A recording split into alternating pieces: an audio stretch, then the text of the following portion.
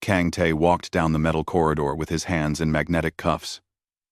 Two guards floated beside him. Their weapons pointed at nothing in particular. They looked bored. Everyone looked bored in Void's End prison. After 3 years, Tae was bored too. The orbital station hung in space like a giant metal ring. Inside, thousands of aliens lived in cells, waiting for their sentences to end. Tai was one of only 7 humans in the entire facility. Most prisoners were tall, scaly creatures with too many arms, or small furry beings with big eyes. Humans were rare out here in deep space. Humans were new to the galaxy. "Move faster," one guard said. His voice came through a translator device that made everyone sound annoyed. Tae moved faster.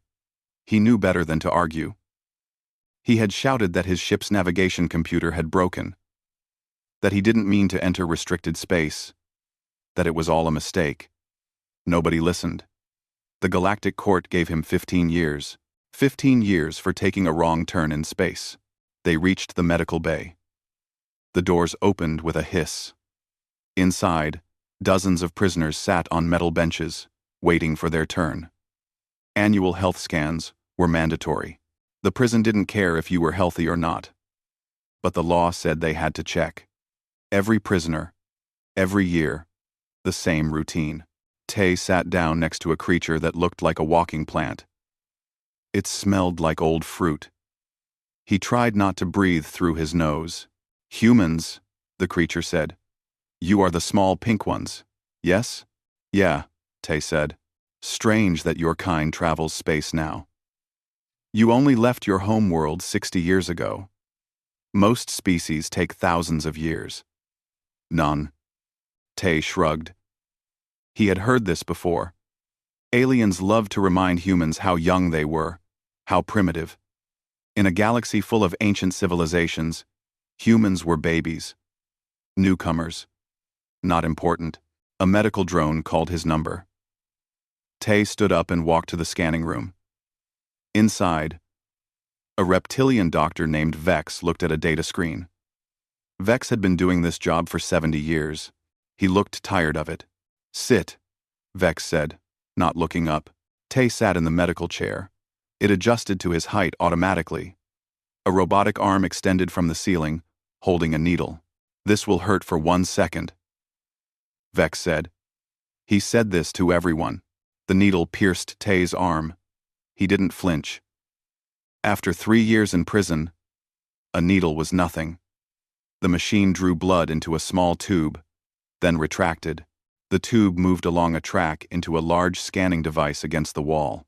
The scanner was old. Ancient, actually. Tae had heard stories about it from other prisoners. The machine was older than most civilizations in the galaxy. It came from the precursors, the mysterious species that ruled everything 10,000 years ago. Then, they vanished. They left behind buildings, machines, and technology nobody fully understood. The scanner hummed. It always hummed. Vex returned to his data screen, probably reading something more interesting than blood results. Tae watched the scanner. Inside the transparent chamber, his blood sample glowed under strange lights. Colors shifted through it: red, blue, green, purple. Standard analysis. In 30 seconds, the machine would confirm he was healthy, and he would go back to his cell. But 30 seconds passed. The humming changed. Vex looked up. His reptilian eyes narrowed. "That's odd." The scanner's lights began pulsing in patterns Tae had never seen before. The humming became musical, like someone playing notes on an instrument. Other medical staff stopped what they were doing and stared. "What's happening?" Tae asked. "I don't know," Vex said. He moved closer to the scanner, reading data that scrolled across its display. "This machine hasn't done this in. I've never seen this." The lights grew brighter. The musical notes became harmonic frequencies that made Tae's chest vibrate. He felt strange, like the machine was looking at him instead of his blood. Text appeared on the scanner's display. Not in Galactic Standard language. Not in any language Vex recognized. The symbols were old, Angular. Beautiful. They glowed gold against the dark screen. "Get the station AI," Vex shouted to another doctor. Now, within seconds, the medical bay's artificial intelligence activated. Its voice filled the room. Analyzing unknown language. Cross-referencing historical databases. Translation in progress. ATS. Everyone in the medical bay stared at the scanner. Prisoners, guards, doctors all frozen, watching. The machine had never done this before. Not in centuries of operation. "Translation complete," the AI said. Text reads, "Royal bloodline detected. Release immediately. Protocol 7-star ascension. Activated." Quote, quote, quote. Silence. Then someone laughed. It was one of the guards. He laughed so hard he had to hold his stomach. "Royal bloodline? This human? That's impossible." Other aliens joined the laughter. Vex's lips pulled back in what might have been a smile. Even some prisoners chuckled. The sound strange, coming from alien throats. Tay felt his face grow hot. "What does it mean?" "It means," Vex said, between laughs, "the machine is broken. Finally broken, after 10,000 years. And of course, it breaks on a human. How appropriate." But the scanner kept displaying the message. The lights kept pulsing. The harmonics kept playing. "I'm calling the warden," Vex said, composing himself. "Protocol says any precursor technology activation must be reported. Even false ones." "False?" Tay said. "You don't know it's false. You're human." Vex said flatly. "Your species barely knows how to fly between stars. You have no royal heritage. You're from Earth, a primitive world that still fights wars over land and resources. The precursors died 10,000 years before your ancestors learned to make fire." Tay wanted to argue. But what could he say? Vex was right. Humans were new. Humans were primitive, compared to everyone else. Tay himself was nobody, an orphan who grew up in government facilities, who became a freight pilot, who got lost in space and ended up here. 2 security officers arrived. They looked at the scanner, at Tay, and at each other. "Take him to holding cell 7, one said. "Keep him isolated until the warden reviews this." "Isolated?" Tay stood up. "Why? I didn't do anything." "The machine says you're royalty," the officer said, smirking. "Can't have royalty mixing with common prisoners. Can we?" More laughter. They put new cuffs on Tay and let him out of the medical bay. Behind him, he heard aliens making jokes. A human royal. A primitive king. The funniest thing they had heard in years. In holding cell 7, Tay sat on a metal bench and stared at the wall. The room was small, clean, and very quiet. Through the narrow window, he could see stars. Thousands of stars. Millions. A whole galaxy full of species that thought humans were nothing. And somehow, a 10,000-year-old machine said he was royalty. Tay didn't believe it either. But deep in his chest, where the harmonic frequencies had made him vibrate, something felt different. Like a door opening inside him. Like something waking up after a very long sleep. He looked at his hands. They were the same hands he had always had. Calloused from work. Scarred from accidents. Ordinary, human hands. But the scanner had seen something else. What had the precursors left in his blood? Warden Thel stood in his office overlooking the prison station. He was tall, even for his species, with dark blue skin and 4 arms. 2 arms crossed over his chest, while the other 2 held a data tablet. His face showed no emotion as he read the medical report for the 3rd time. A human. Royal bloodline. Absurd. "This must be a malfunction," he said to his assistant. "The scanner is ancient. Ancient things break, sir," the assistant said carefully. "The precursor scanner has operated for 11,000 years without error. It has processed over 3 million prisoners. It has never given a false reading. The precursor scanner. The precursor scanner. It has never given a false reading. Thel's jaw tightened. He knew this. Everyone knew this. Precursor technology didn't break. It didn't malfunction. When precursor machines spoke, the galaxy listened. That was the problem. Bring me everything on the human, Kang Tae, all records. The assistant worked quickly. Within minutes, a holographic display filled the office with information. Thel read through it, looking for anything that explained this absurdity. Kang Tae. Age 29. Born on Saibyol, a human colony world. Orphaned as an infant.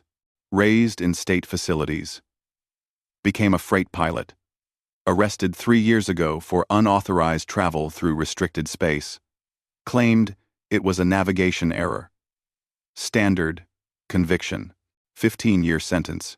Nothing special. Nothing royal. There, Thel said, pointing at a detail. He's an orphan. No family records. How can he have a royal bloodline with no family? Unknown parents could mean hidden heritage, the assistant suggested. Thel glared at him. Sir, I must remind you, the assistant continued. Concordance law is clear. Any recognition by precursor technology must be honored. Protocol requires. I know what protocol requires. Thel slammed one hand on his desk. Transfer to High Court. Immediate review. Full investigation. He hated this. He hated bureaucracy. He especially hated that a human was causing him this problem. 3 hours later, Tae was moved from the holding cell to a specialized transport ship. The guards treated him differently now. Not with respect, exactly, but with confusion. They didn't know if he was a prisoner or something else. The transport left Void's End Station and entered hyperspace. The journey to Nexus Prime, the galactic capital, would take 2 days. Tae sat in a private cabin much nicer than his cell and tried to understand what was happening. On the second day, someone knocked on his door. Come in, Tae said. A human woman entered. She was young, maybe 25, with sharp eyes and professional clothing. She carried a data case and moved with confidence. My name is Yuna, she said. I'm a legal advocate. I've been assigned to your case. Tae blinked. I have a case? I thought I was already convicted. You were. But the blood test changes everything. She sat down across from him and opened her data case. Screens projected between them, showing legal documents. The Galactic Concordance has specific laws about precursor technology. When precursor machines recognize someone, the law requires investigation. You're not being released yet, but you're not just a prisoner anymore either. What am I? That's what we need to find out. Yuna swiped through documents. I've been researching your background. You were found as an infant on Sabiol, correct? That's what they told me. Where exactly? Tae shrugged. Some facility. I don't remember. I was a baby. Yuna pulled up a map. You were found near an archaeological site. A precursor. Archaeological site. Tae leaned forward. What? The site was being excavated when you were found. Workers discovered you in a shelter nearby. No parents. No identification. The authorities assumed you were abandoned. They closed the site 6 months later because they said it was empty. No significant precursor artifacts found. She looked at him. But maybe they missed something. You think the precursors left me there? No. The precursors disappeared 10,000 years ago. But maybe. She paused, choosing words carefully. Maybe they left something in your bloodline. Some species have legends about precursor genetic engineering. They supposedly seeded life across the galaxy. Created different species. Left markers in their DNA. I thought those were just stories. So did everyone. Until today. Yuna closed her screens. Listen, Tae. When we reach Nexus Prime, you'll face the Galactic Council. They're not happy about this. Humans are already controversial in galactic politics. We've only been spacefaring for 60 years. Most species see us as reckless children. Now one of us triggers ancient royal protocols. She shook her head. They'll want to prove it's wrong. Maybe it is wrong. Maybe. But that scanner has never lied. She met his eyes. Tell me the truth. Have you ever felt different? Strange abilities? Dreams about ancient places? Tay thought about it.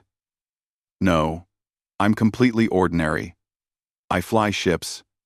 I drink too much coffee. I got lost in space and ended up in prison. That's my entire life. Yuna studied him for a long moment. Okay. Then, we prepare for the trial. Trial? The trial of ascension. It's ancient protocol.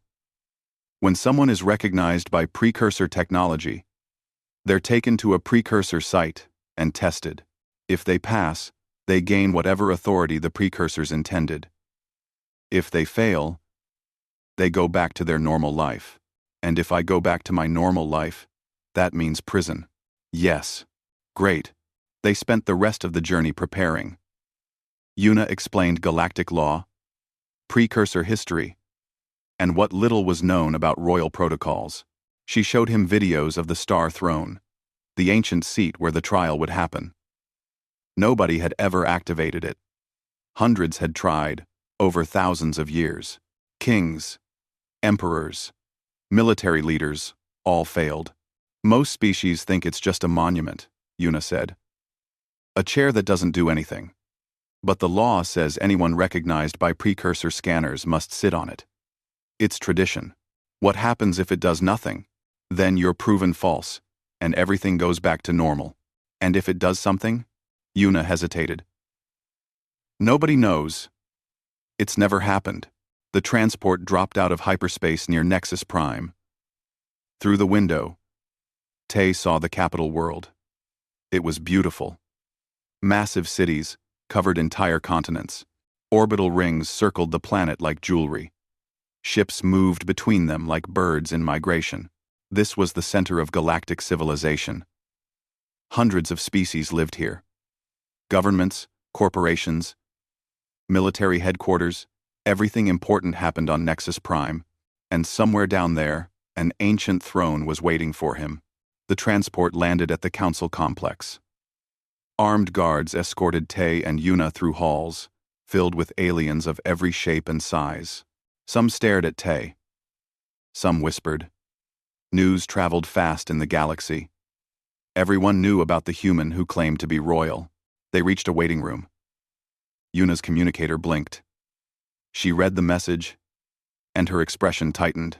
What? Tay asked. The trial is tomorrow. Full council attendance. They're also broadcasting it. Broadcasting? To the entire galaxy. Everyone will watch. She looked worried. They want to make a spectacle of this. When you fail, they want everyone to see. Humans getting too ambitious. Humans thinking they're special. They want to embarrass us. Tay sat down heavily. Tomorrow he would sit on an ancient throne while billions of aliens watched and laughed. Tomorrow he would fail, and everyone would know humans were exactly what they thought, primitive newcomers who didn't belong. But deep in his chest, that strange feeling from the medical bay remained. Something waiting. Something sleeping. The precursors had been gone for 10,000 years, but they had left something behind. And tomorrow, Tay would find out what. The council chamber was the largest room Tay had ever seen. It stretched upward like a cathedral, with balconies rising in circles around the central floor. Each balcony held representatives from different species, hundreds of them, maybe thousands, all looking down at the center where Tay stood. Above him, holographic screens floated in the air. He could see himself on them, small and human, standing alone. The broadcast was live. Across the galaxy, billions of beings watched. Dalthan, the council executor, stood at the highest balcony. He was a crystalline being, his body made of something like blue glass that reflected light in rainbow patterns. When he spoke, his voice echoed through the chamber. We gather today to witness the trial of ascension, Dalton said. The human, known as Kang Te, has been recognized by precursor medical technology as possessing a royal bloodline. According to ancient protocol, he will be taken to the Chamber of Stars. He will approach the Star Throne. If the throne accepts him, he will be granted whatever authority the precursors intended. Dalton paused. Te could hear the unspoken words. Asterisk. But it won't accept him because this is ridiculous. Asterisk. If the throne rejects him, Dalton continued, or remains inactive, the human will return to his sentence. Let us proceed. Guards flanked Te on both sides. Yuna walked behind him, her face professionally blank, but he could see tension in her shoulders.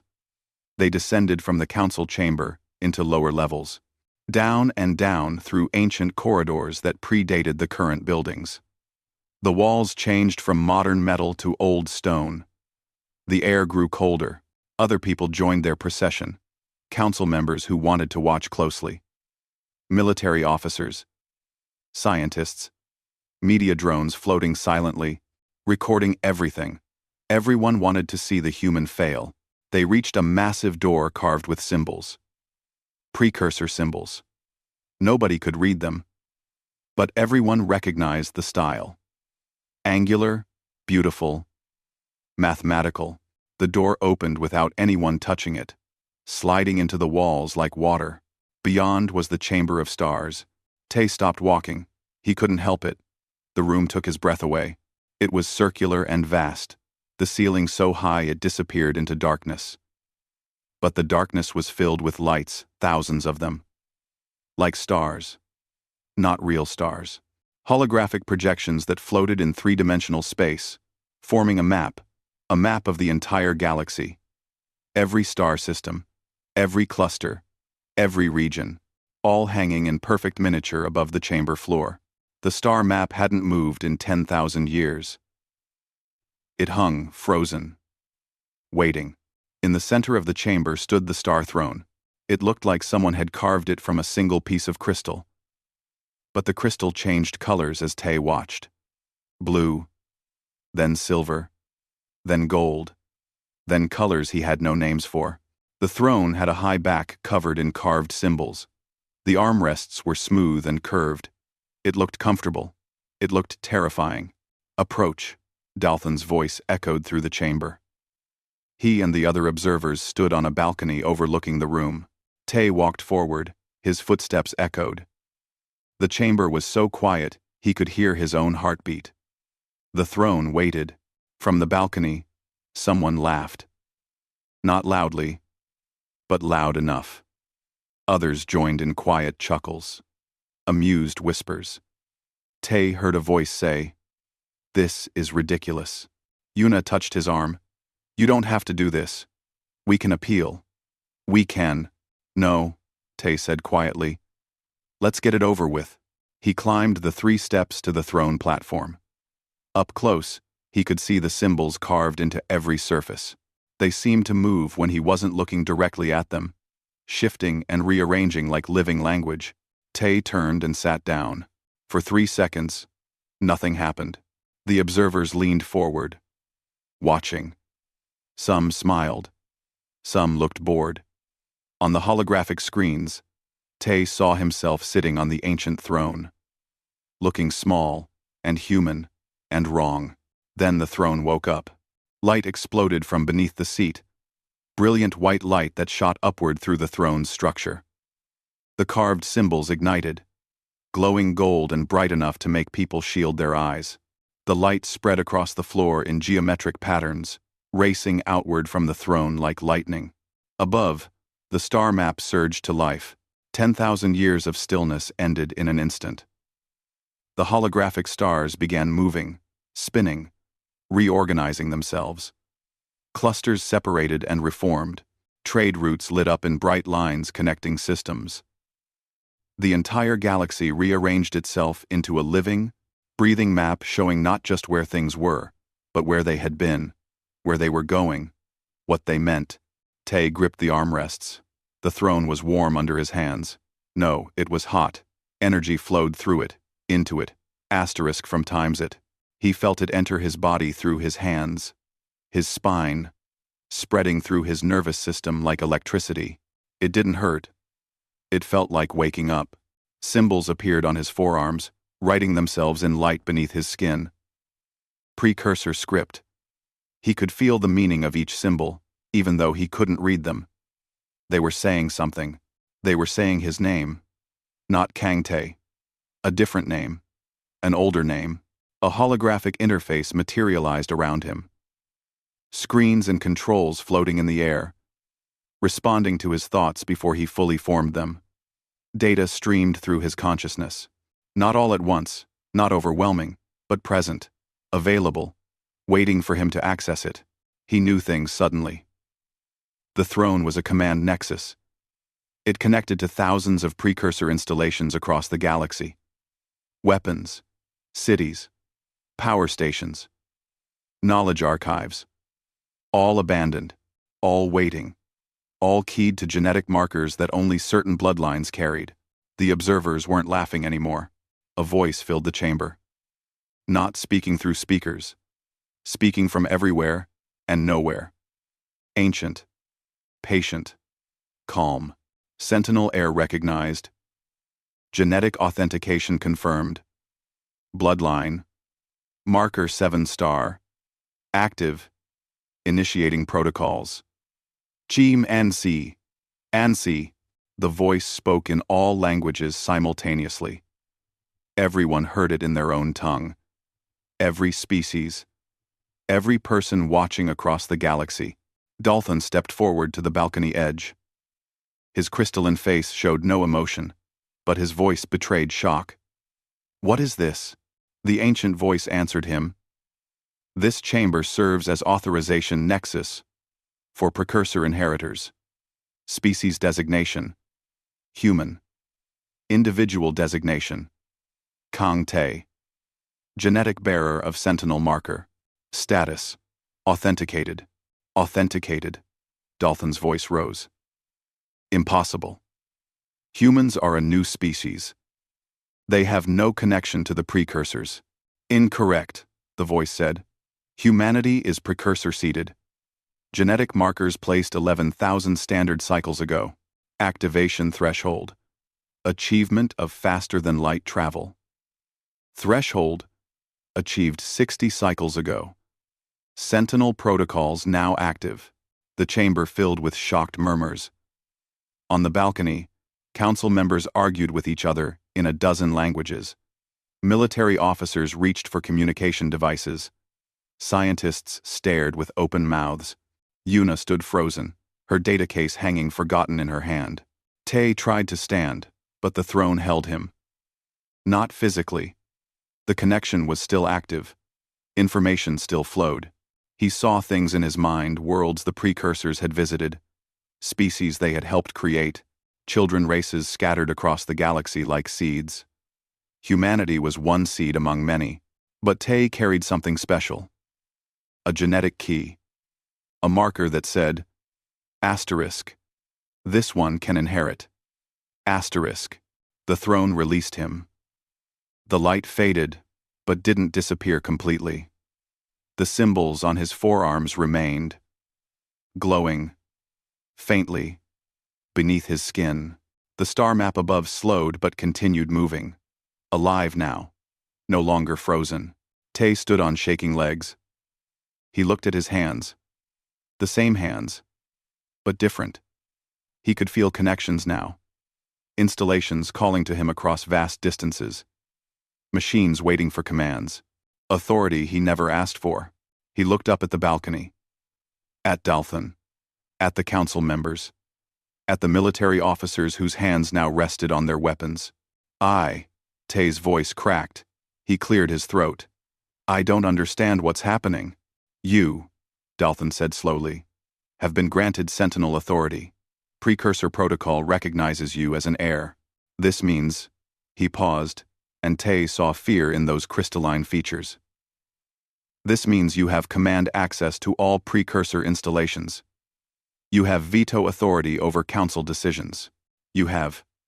Dalton couldn't finish. Someone on the balcony shouted, "This is unacceptable.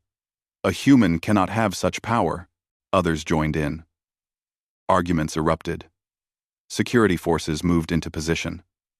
On the holographic screens, Tay saw news feeds from across the galaxy. Everywhere, beings watched, in shock. Humans celebrating, aliens protesting, governments going into emergency sessions. He had sat on a throne, and everything had changed. The throne room descended into chaos. Council members shouted at each other from their balconies. Security forces formed a protective circle around Tay, but he couldn't tell if they were protecting him or containing him. The holographic star map above continued its slow rotation. Indifferent to the panic below, Yuna pushed through the crowd and reached Tay's side. "We need to get you out of here. Now." "Where?" Tay asked. His voice sounded distant to his own ears. He could still feel the throne's presence in his mind, a connection that stretched across the chamber, even though he no longer sat on it. "Somewhere safe, somewhere we can. No one is going anywhere." Wardenthel pushed his way forward, all four arms gesturing angrily. "This human is still a prisoner. This changes nothing." Dalton's voice cut through the noise like a blade. "Silence." The chamber quieted. Dalton descended from his balcony, using an anti-gravity platform. He floated down until he stood at eye level with Tay. Up close, his crystalline body refracted light in 1,000 directions. "The throne has spoken," Dalton said. Each word came slowly, carefully. "Precursor protocol is absolute. Whether we accept it or not, whether we understand it or not, the law is clear. This human has been authenticated as a sentinel heir." Murmurs of protest rippled through the observers. "However," Dalton continued, raising one translucent hand for silence, "we must verify the extent of this authority. The throne spoke of veto power, command access, protocol rights. We must determine what this means in practical terms." He turned to Tay. "Human, can you access the throne's systems from here?" And Tay looked at the throne. 20 meters away, it still glowed with faint internal light. He thought about reaching out to it. The moment he did, information flooded his mind. Not overwhelming. Organized. Clear. Like opening a file on a computer. Except the computer was in his head and the files were ancient star maps. Facility locations. Power readouts. Security protocols. "Yes," Tay said.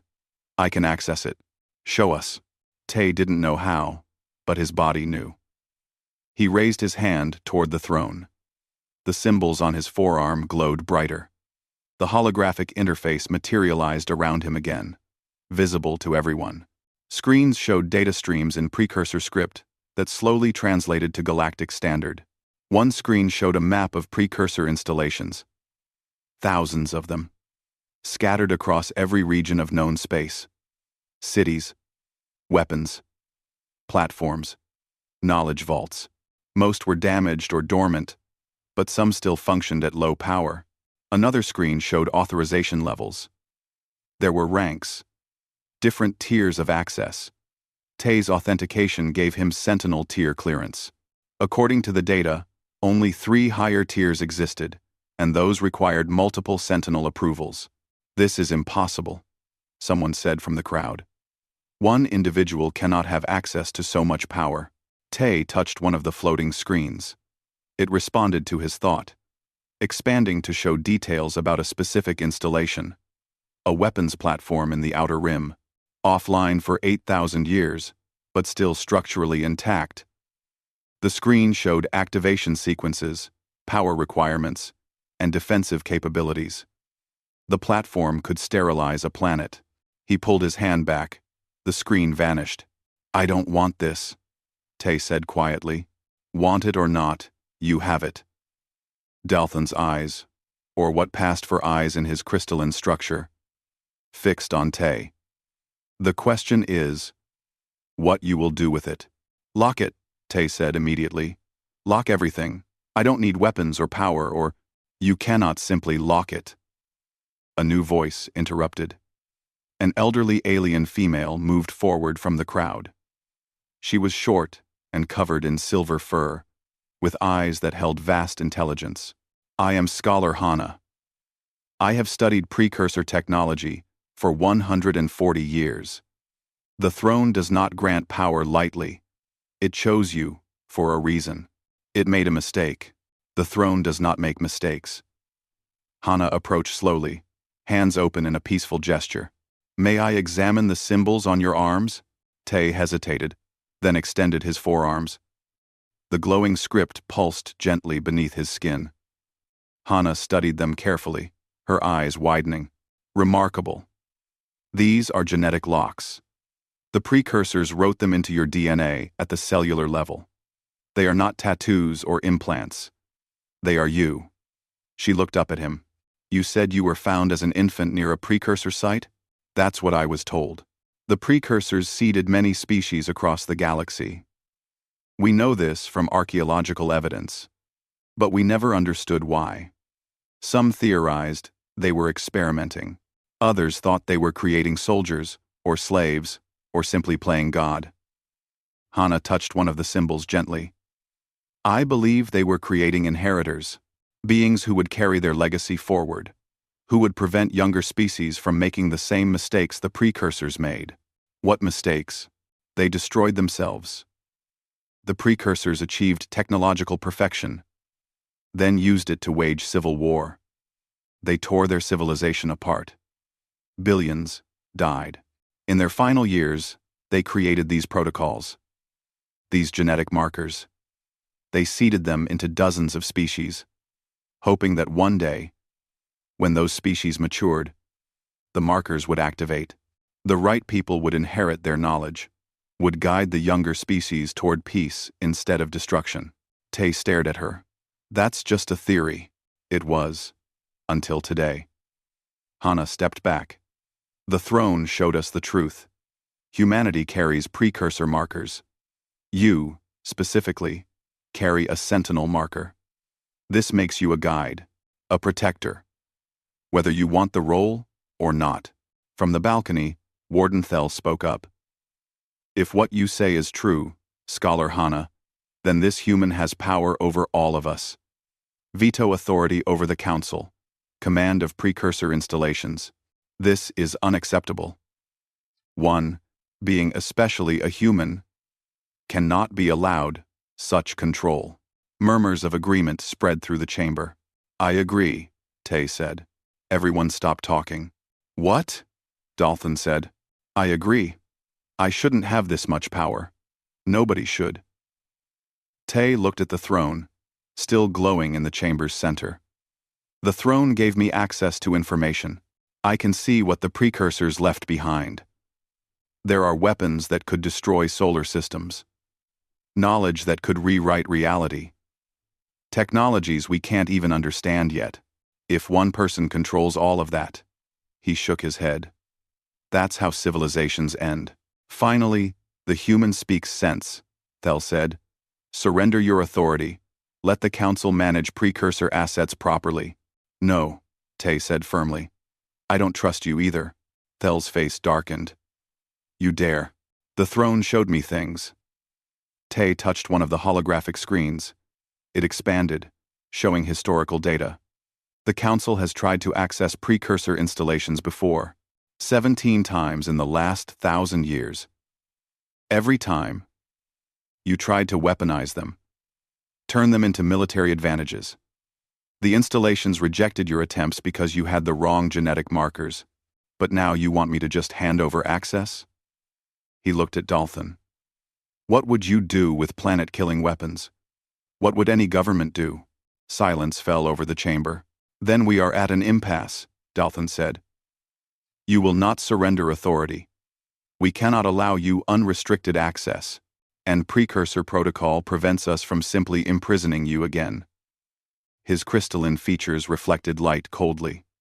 What do you propose? 8. Te felt the weight of billions of eyes watching through the broadcast. Humanity's eyes, alien eyes, everyone waiting to see what the human would do with power. He thought about his life.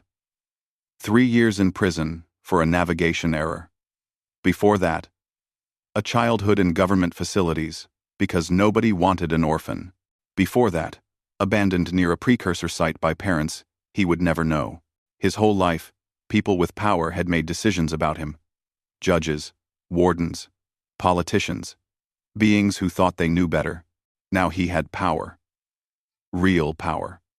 The kind that could reshape the galaxy. And the precursors had given it to him for a reason. He looked at Scholar Hana. You said the precursors created these markers to guide younger species, to prevent them from making the same mistakes. That is my belief. Yes, then that's what I'll do. Tay turned to face the council. I won't surrender my authority, but I won't abuse it either. I'll use it the way the precursors intended, to guide, to protect, to prevent mistakes. Pretty words, Warden Thel sneered. But power corrupts. Give a human unlimited access to ancient weapons, and I'm locking the weapons, Tay said. The chamber went silent. What? Dalthon leaned forward. Tay accessed the throne's interface. The gesture felt natural now. Like moving a limb. Screens appeared, showing precursor military installations across the galaxy. Weapons, platforms, defense grids, city destroyers, all inactive, all waiting. The throne gives me authorization to secure these assets. I'm placing them under lockdown protocols. Nobody can access them, not the Council, not humanity, not even me, until the galaxy proves it can handle them responsibly. And who decides when that happens? Dalton demanded. The throne does. The same way it chose me. When species across the galaxy can cooperate peacefully for 100 years, the weapons unlock. Until then, they stay dormant. Tay executed the command. Across the galaxy, weapons systems that had waited for millennia received new orders. Lock, secure, wait. On the holographic screens, news feeds erupted with reactions. Some species celebrated, others protested. Humanity's representatives looked confused. Their human had power, but refused to use it for human advantage. Tay wasn't finished. The throne room remained silent as Tay worked through the holographic interface. His fingers moved through screens, showing precursor installations across the galaxy. Knowledge archives, medical facilities, agricultural systems, educational networks, technologies that could feed billions, cure diseases, teach lost sciences. These, Tay said, gesturing to non-military installations. I'm opening, making them accessible to all species. The knowledge should be shared, not hoarded. Dalton stepped forward quickly. Wait. You cannot. Simply, I can. The throne confirms I have that authority. Tay looked at the council executor. The precursors didn't leave this technology behind so it could rot in abandoned buildings. They left it to help their children's species grow. Learn. Survive. He executed the commands. Across the galaxy, knowledge vaults began powering up, their data preparing for transmission to academic networks. This is chaos, Warden Thel shouted. You're giving everyone access to technology they might not be ready for. The Council has restricted precursor knowledge for thousands of years, Scholar Hana said quietly. Perhaps it is time for a new approach. Tay continued working. He found records of prisoners held on technicalities, beings like himself, convicted of minor infractions, serving excessive sentences. The throne showed him their files, thousands of them. I'm also using my authority to review imprisonment protocols. Anyone serving time for non-violent offenses related to precursor law, anyone imprisoned on technicalities. He pulled up a list. His own name appeared near the top. I'm ordering their release. You cannot free prisoners. Thel's blue skin darkened to purple. You have no legal. I have Sentinel authority. The throne confirms this extends to council oversight. I'm not freeing violent criminals or murderers, Just people who got caught in bureaucratic systems. People like me. Te sent the order. On prison stations across the galaxy, cell doors began opening. Dalthan's crystalline body reflected the holographic light in angry patterns. You are dismantling our legal system, creating disorder. This is exactly why one being should not have such power. You're right, Te said. Everyone stopped talking again. Te turned away from the interface and looked at the throne. It pulsed gently, waiting for his next command. He could feel it in his mind, offering more power, more access, more control. He could reshape galactic civilization with a thought, rewrite laws, reorganize governments, force peace through precursor authority. He could become exactly what the Council feared. I'm stepping down, Te said. Yuna, who had been watching silently, gasped. What? Te, no, not permanently. But I'm locking my own authority. He accessed the throne's deepest protocols, the ones that governed Sentinel power itself. I'm placing restrictions on what I can do. No military commands. No unilateral changes to galactic law. No forcing anyone to obey. He worked quickly, before he could change his mind. The throne gave me power to guide, not rule. I'm programming it to limit me to advisory authority. I can suggest, I can recommend. I can open knowledge archives and release wrongfully imprisoned beings. But I can't become a dictator. Dalthan stared. Yes, and I'm setting a condition. Te finalized the command. In 100 years, the galaxy will have a review. If the Council can demonstrate genuine cooperation between species, peaceful resolution of conflicts, fair treatment of all beings, if you can prove you've learned from the precursor's mistakes, then my full authority can be restored. Not to me, necessarily, to whoever carries the Sentinel marker then.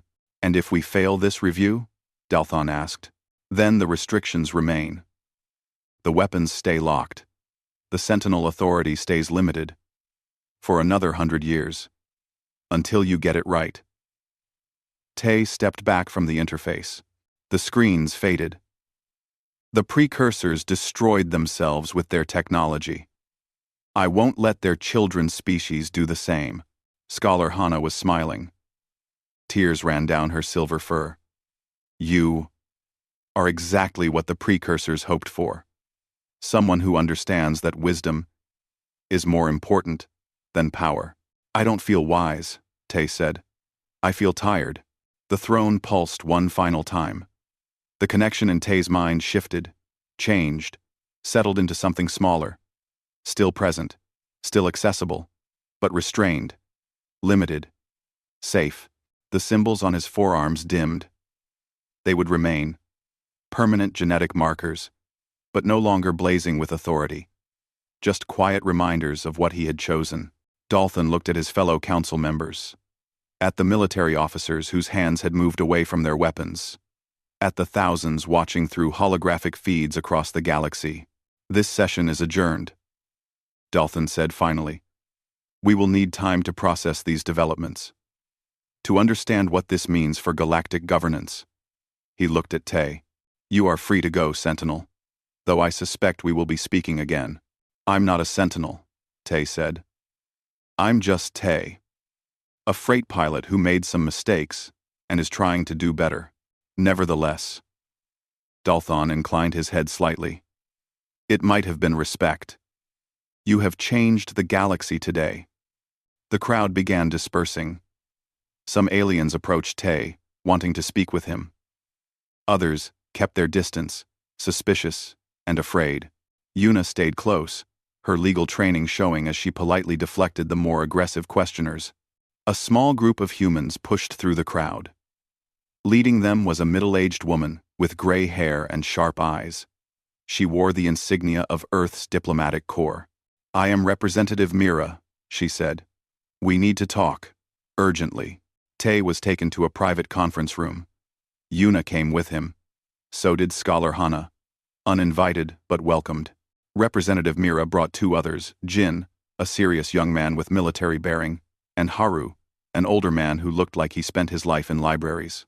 "You just gave away humanity's greatest advantage," Jin said the moment the door closed.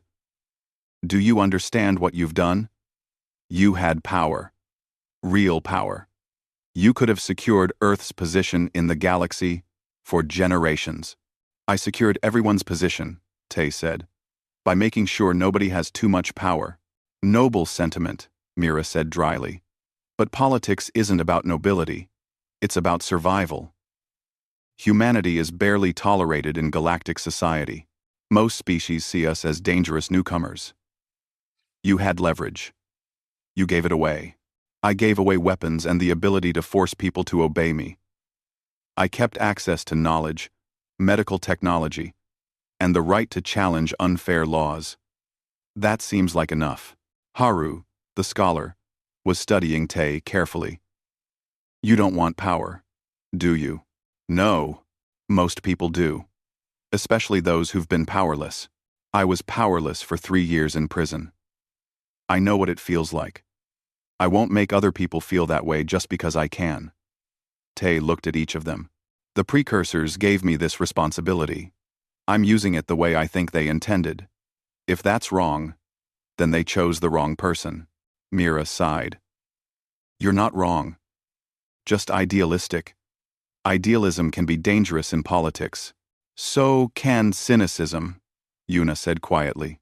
They talked for another hour. Jin wanted Tay to reconsider the weapon restrictions. Mira wanted him to leverage his sentinel status for diplomatic advantages.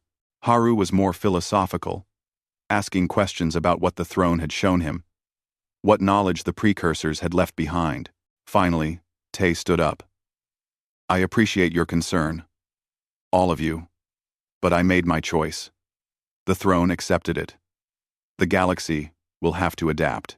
"What will you do now?" Mira asked. "Go home. To Sabiol. I haven't been there in 3 years." He touched the symbols on his forearm. "I want to see where I was found. The precursor site. Maybe there are answers there." "I'll come with you," Yuna said immediately, "as your legal representative. And your friend, if you'll have me." Tay smiled. "I'd like that." Scholar Hana stood as well. "I would also like to visit this site. For research purposes. And perhaps," she hesitated, "perhaps because I believe your story is not finished. The throne chose you. It limited itself according to your wishes, but it did not release you. You remain a sentinel, Kang Tay. When the galaxy needs you again, you will answer. Or maybe I'll just be a freight pilot again. Perhaps. But freight pilots don't have precursor symbols written into their skin." They left Nexus Prime the next day. Tay, Yuna, and Scholar Hana aboard a small transport, leaving behind the chaos Tay had created. News feeds still screamed with arguments. Some species celebrated the opening of knowledge archives. Others protested the release of prisoners. The council had entered emergency sessions that would probably last months. Tay watched the capital world shrink behind them as they entered hyperspace. Somewhere down there, the Star Throne sat in its chamber, waiting. The symbols on his arms pulsed gently in time with his heartbeat. Yuna sat beside him. "Do you regret it? Giving up so much power?" "No," Tay said. "Power like that corrupts. I've seen it. The precursors had ultimate power, and they destroyed themselves. The council has power, and they use it to maintain control, not help people. I don't want to be like them. You could have been different. Maybe. But I'd rather not risk it." He looked at his reflection in the window. The same face. The same person. But changed in ways he was still understanding. The precursors didn't leave their technology behind so someone could rule the galaxy. They left it so we could learn from their mistakes. Build something better. And if the galaxy isn't ready, if we fail their test in 100 years, then we try again, for another 100 years, until we get it right. Scholar Hana approached from the back of the transport. "I've been reading the data from the knowledge archives you opened. The precursors left behind medical research that could extend lifespans by decades, agricultural techniques that could end hunger, educational programs that could raise literacy across hundreds of worlds. You gave all species access to this. It was never mine to keep. No. But it was yours to share. That required wisdom. She touched his shoulder gently. The throne chose well. 3 days later, they reached Sabiol. The colony world looked beautiful from orbit, green and blue, with small cities scattered across 2 continents. Tay had grown up here, though he remembered little of it. Most of his childhood was institutional walls and crowded facilities. They landed near the archaeological site where he had been found 29 years ago. It was abandoned now, just crumbling foundations and empty excavation pits. The precursor structure had been dismantled or buried, but when Tay stepped onto the ground, the symbols on his arms began glowing. "Something's here," he said. They searched for hours. Yuna used scanning equipment. Scholar Hana consulted old excavation records. Tay simply walked, following a feeling he couldn't explain. The symbols grew brighter as he moved toward a collapsed section of foundation. There, under fallen stones, a panel marked with precursor script. They cleared the debris. Tay touched the panel. It activated immediately, responding to his genetic markers. A hologram appeared, a message, recorded 11,000 years ago. The hologram showed a precursor, tall and elegant, with features that resembled a dozen modern species. Human, alien, both, neither. The precursor spoke in a language the throne helped Tay understand. "If you see this message, child of our legacy, then you have found the throne. You have been tested. You carry our hope forward into a new age." The hologram's eyes seemed to look directly at Tay. "We failed. We achieved greatness and destroyed it through pride and conflict. We leave you our knowledge, our technology, and our warning. Power without wisdom is destruction. Technology without compassion is cruelty. Rule without justice is tyranny." The hologram paused. "You are Sentinel. Guide our children toward wisdom. Protect them from our mistakes. And when the time comes, let them surpass us. Let them become what we could not." The message ended. The hologram faded. Tay stood in the ruins of an ancient site on a human colony world, holding the legacy of a civilization that died before his species learned to make fire. Yuna took his hand. "Heavy burden." "Yeah," Tay said. "But someone has to carry it." Above them, stars filled the sky. Millions of them. Billions. A whole galaxy full of species learning, growing, making mistakes, trying to do better. The precursors had seeded them all, had given them potential, and they had given Tay the responsibility to help them reach it. He touched the symbols on his forearms. They glowed softly in the darkness. Somewhere in the galaxy, the Star Throne waited. Locked weapons waited. Knowledge archives opened. Species learned. Civilizations grew. And Kang Tay, a freight pilot who made a wrong turn in space, carried forward the hopes of a dead civilization. The stars had chosen him, and he would not fail them.